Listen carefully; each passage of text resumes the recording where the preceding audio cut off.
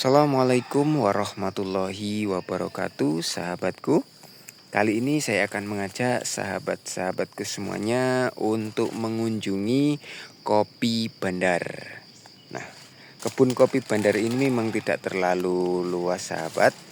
Namun saya mencoba untuk memaksimalkan tanaman yang saya miliki di kebun yang tidak begitu luas ini, sahabat. Saya akan sharing sedikit pengalaman bagaimana saya merawat tanaman kopi di kebun kopi Bandar yang tidak terlalu luas ini. Dapat dilihat dan disaksikan bahwasannya memang kebun kopi Bandar ini sudah rapat ya tanamannya. Ini ada tanaman durian, tanaman alpukat dan lain sebagainya. Dan di bawahnya ini saya tanami kopi. Dan memang saya ini sekaligus bereksperimen untuk tanaman kopi di bawah naungan pohon durian dan pohon alpukat itu seperti apa. Nah, dapat disaksikan sahabat bahwasanya ya seperti ini, dapat disaksikan ya. Ini adalah tanaman kopi Arabica Ateng Super. Seperti yang sahabat-sahabat saksikan, seperti ini pertumbuhannya, alhamdulillah bisa tumbuh berkembang dengan baik di bawah naungan pohon durian. Sekaligus saya akan ingin mematahkan bahwasannya mitos menanam kopi di bawah naungan pohon durian itu hasilnya tidak baik atau tidak maksimal. Dapat dilihat bahwasannya mitos itu sekarang sudah terpatahkan, sahabat. Dapat dilihat ini adalah kopi Arabica varietas Ateng Super. Seperti ini pertumbuhannya.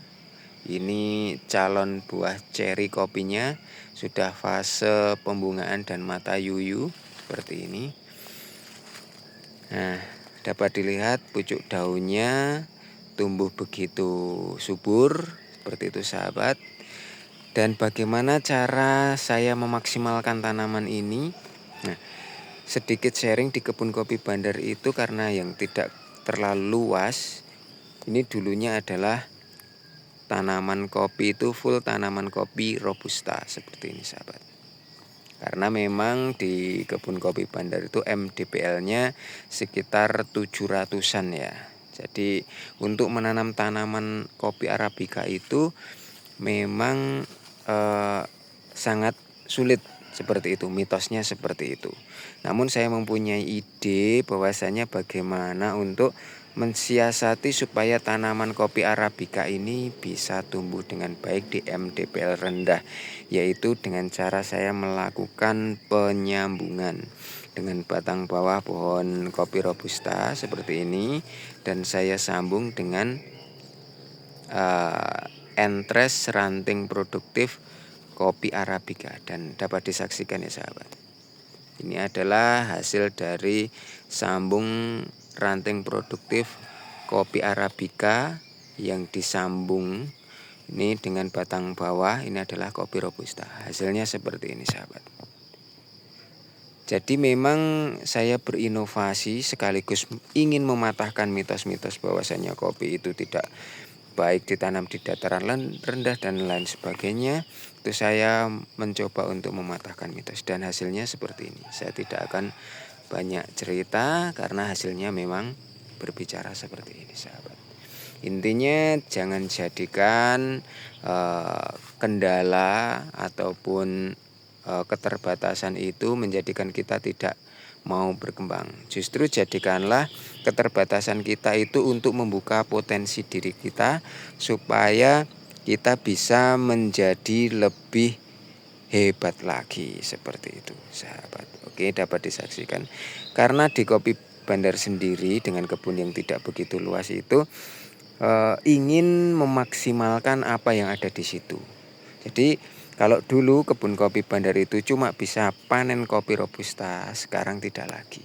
Kebun kopi Bandar bisa panen kopi Arabica juga seperti itu. Jadi intinya bahwasannya tanaman yang ada di kebun yang tidak begitu luas ini bagaimana kita maksimalkan supaya yang belum ada menjadi ada, yang sudah ada itu bisa lebih produktif lagi seperti itu. Dan saya akan spillkan ini untuk kopi sambung lagi. Ini adalah kopi Arabica yang saya sambungkan di batang kopi Robusta lokal seperti ini sahabat. Ini jenis Arabica varietas Ateng Super pucuk hijau. Hasilnya seperti ini sahabat. Alhamdulillah ini luar biasa sekali ya.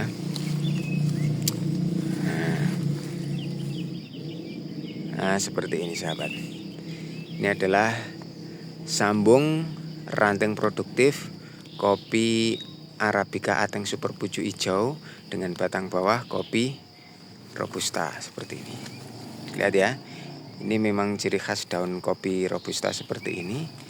Dan hasil sambungnya ini adalah daun kopi Arabica.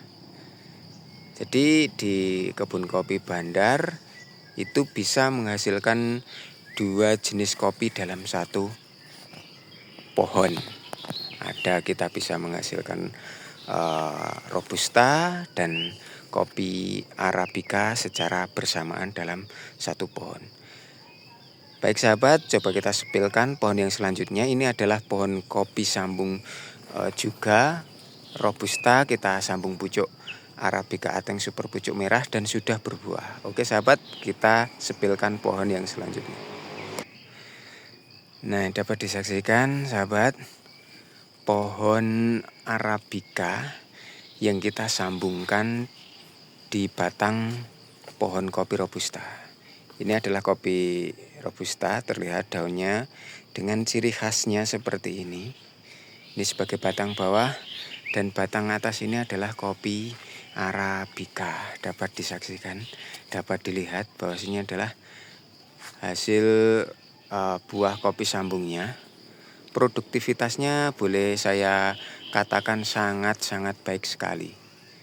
Nah, jadi sahabat tani semua, jangan percaya mitos-mitos bahwasanya kopi Arabica itu tidak akan bisa tumbuh ataupun berkembang dengan baik di dataran rendah, di MDPL rendah. Ini saya patahkan mitos tersebut bahwasanya kopi Arabica di kebun kopi Bandar yang MDPL-nya itu rendah ternyata bisa menghasilkan produktivitas yang luar biasa. Dapat dilihat ya sahabat ini. Seperti ini sahabat.